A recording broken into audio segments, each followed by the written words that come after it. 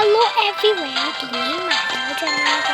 ထူးဆန်းတဲ့အင်အကြောင်းကိုတောပြမှာလေးခါရတိပြည့်သူတွေကတော့ကြော်သားလို့ရပါတယ်ပေါ့နော်မတိရဲ့သူတွေကတော့ဒီဗီဒီယိုလေးကိုအဆုံးထိကြည့်ဖို့အကြံပေးပါရှင်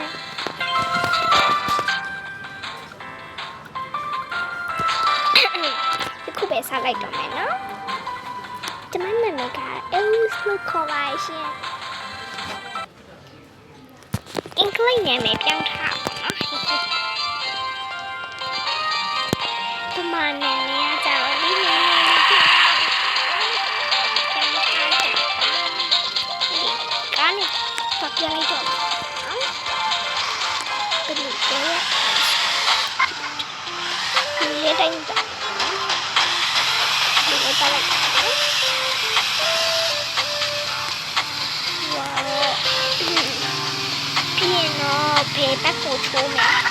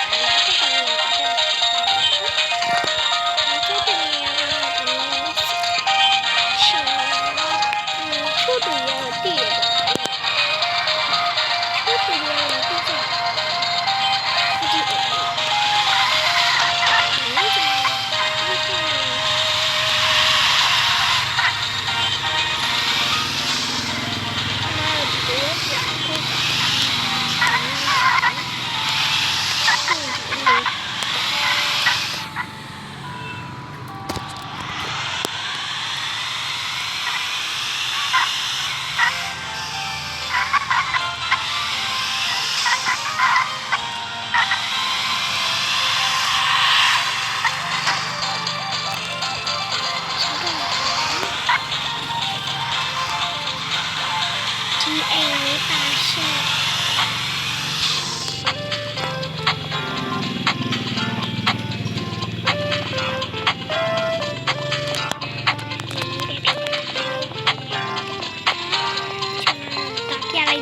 ရှင်အဲ့ဒါဆိုရင်တော့ဒီတောင်းပြီးတော့ကျွန်မအားလုံးကိုနှုတ်ဆက်ပါရှင်နောက်ဗီဒီယိုမှာပဲပြန်တွေ့ကြမယ်နော်တတာနော်အားလုံးကိုကျေးဇူးတင်ပါတယ်အဆုံးလေးချစ်ပြီးလို့